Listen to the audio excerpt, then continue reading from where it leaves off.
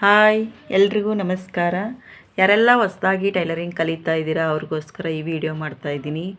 ಸ್ವಲ್ಪ ಸ್ಟಿಚಿಂಗ್ ಗೊತ್ತಿದ್ದರೂ ಅವರು ಕೂಡ ಹೇಗೆ ಫಾಲ್ ಹಚ್ಚೋದು ಅಂತ ನಾನು ತೋರಿಸ್ಕೊಡ್ತೀನಿ. ಬನ್ನಿ ಫ್ರೆಂಡ್ಸ್.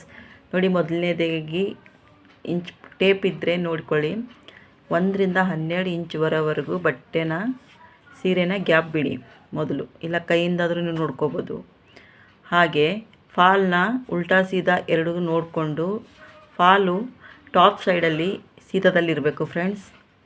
ಮೊದಲನೇದಾಗಿ ರಫ್ ಹೊಡ್ಕೊಳ್ಳಿ, ಸ್ವಲ್ಪ ಫೋಲ್ಡ್ ಮಾಡಿಕೊಂಡು ಸ್ಟಾರ್ಟಿಂಗಲ್ಲಿ ನಿಧಾನಕ್ಕೆ ಒಂದೇ ರೀತಿಯಾಗಿ ಫಾಲ್ನ ಆ ಕಡೆ ಈ ಕಡೆ ಎಳೆಯಕೂಡ್ದು ಸ್ನೇಹಿತರೆ, ನಿಧಾನಕ್ಕೆ.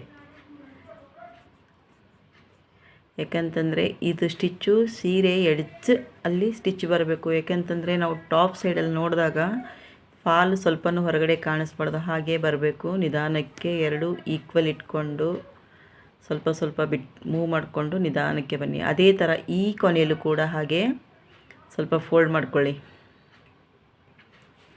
ಫೋಲ್ಡ್ ಮಾಡಿಕೊಂಡು ಅಲ್ಲೂ ಕೂಡ ನೀವು ಸ್ವಲ್ಪ ರಫನ್ನು ಹೊಡ್ಕೊಳ್ಳಿ. ಏಕೆ ಅಂತಂದರೆ ಬಿಚ್ಚೋ ಸಾಧ್ಯತೆ ಇರುತ್ತೆ. ಅದಕ್ಕೋಸ್ಕರ ನೀವು ಸ್ವಲ್ಪ ರಫ್ ಹೊಡ್ಕೊಂಡು ಥ್ರೆಡ್ನ ರಿಮೂವ್ ಮಾಡಿಕೊಂಡು ನೋಡಿ, ಟಾಪ್ ಸೈಡಲ್ಲಿ ಹೇಗಿದೆ ನೋಡಿ, ಸ್ವಲ್ಪನೂ ಫಾಲ್ ಹೊರಗಡೆ ಕಾಣಿಸ್ತಲ್ಲ. ಅದೇ ಥರ ಫುಲ್ ಎಲ್ಲ ಕಡೆಯೂ ಅದೇ ಥರ ಬಂದಿದೆ. ಅದೇ ಥರ ಈ ಸೈಡು ಕೂಡ ನೀವು ಹೆಮ್ಮಿಂಗ್ ಬೇಕಂತಂದರೆ ಸ್ವಲ್ಪ ಗ್ಯಾಪ್ ಬಿಟ್ಬಿಟ್ಟು ಡಮ್ಮಿ ಸ್ಟಿಚ್ಚನ್ನ ಹಾಕ್ಕೊಳ್ಳಿ. ನೋಡಿ, ಹಾಕ್ತಾಯಿದ್ದೀನಿ ನೋಡಿ. ಇಲ್ಲ ನಮಗೆ ಸ್ಟಿಚ್ ಬೇಕಂದರೆ ಸ್ಟಿಚ್ನ ಎಡ್ಜಲ್ಲಿ ಹಾಕ್ಕೋಬೇಕು. ಡಮ್ಮಿ ಸ್ಟಿಚ್ ಅಂದರೆ ಸ್ವಲ್ಪ ದೊಡ್ಡದಾಗಿ ಸ್ಟಿಚ್ಚನ್ನು ಇಟ್ಕೊಳ್ಳಿ.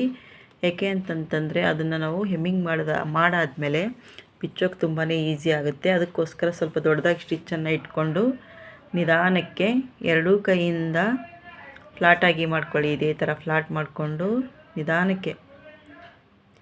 ಏಕೆ ಅಂತಂದರೆ ಒಂದೊಂದು ಫಾಲ್ ಸ್ವಲ್ಪ ಲೂಸಾಗಿ ಬರುತ್ತೆ. ಅದಕ್ಕೋಸ್ಕರ ಒಂದು ಸಣ್ಣದಾಗಿ ಒಂದು ಫೋಲ್ಡ್ ಮಾಡ್ಕೊಳ್ಳಿ. ಅದು ಹೆಮ್ಮಿಂಗ್ ಮಾಡಿದ ಮೇಲೆ ಅದು ಕೂಡ ನೀಟಾಗಿ ಕಾಣಿಸುತ್ತೆ. ಇದೇ ಥರ ನಿಧಾನಕ್ಕೆ ಫುಲ್ ಎಂಡ್ವರೆಗೂ ಡಮ್ಮಿ ಸ್ಟಿಚ್ನ ಹಾಕ್ಕೊಂಡು ಅಲ್ಲೂ ಕೂಡ ಥ್ರೆಡ್ನ ಕಟ್ ಮಾಡ್ಕೊಳ್ಳಿ. ನೋಡಿ, ಟಾಪ್ ಸೈಡಲ್ಲಿ ಹೇಗೆ ಫ್ಲಾಟಾಗಿ ಬಂದಿದೆ ಅಂತ ವಿಡಿಯೋದಲ್ಲಿ ನೋಡ್ತಾ ಇದ್ದೀರಾ. ಇದೇ ಥರ ಫ್ಲಾಟಾಗಿ ಬರಬೇಕು ಫ್ರೆಂಡ್ಸ್. ಮತ್ತು ಈ ಥರ ಡಮ್ಮಿ ಸ್ಟಿಚ್ ಹಾಕ್ಕೊಂಡಿರ್ತೀವಲ್ಲ, ನಿಮಗೆ ಹೆಮ್ಮಿಂಗ್ ಬೇಕು ಅಂತಂದರೆ ಈ ಥರ ಹೆಮ್ಮಿಂಗ್ ಮಾಡ್ಕೊಳ್ಳಿ. ಎಡ್ಜಲ್ಲಿ ಫುಲ್ಲು ಫಾಲ್ವರೆಗೂ ನೀವು ಹೆಮ್ಮಿಂಗ್ ಮಾಡಿಕೊಂಡು ಅದಾದಮೇಲೆ ಆ ಡಮ್ಮಿ ಸ್ಟಿಚ್ ಹಾಕಿರ್ತೀವಲ್ಲ ಅದನ್ನು ರಿಮೂವ್ ಮಾಡ್ಕೊಳ್ಳಿ. ರಿಮೂವ್ ಮಾಡ್ಕೊಂಡಾದಮೇಲೆ ನೀಟಾಗಿ ಕಾಣಿಸುತ್ತೆ. ಇದೇ ಥರ ನೀವು ಕೂಡ ಟ್ರೈ ಮಾಡಿ. ನನ್ನ ವಿಡಿಯೋ ನೋಡಿದ್ದಕ್ಕಾಗಿ ತುಂಬ ಧನ್ಯವಾದಗಳು. ಇದೇ ಥರ ಸಪೋರ್ಟ್ ಮಾಡಿ, ಸಹಕಾರ ಮಾಡಿ. Thank you so much friends.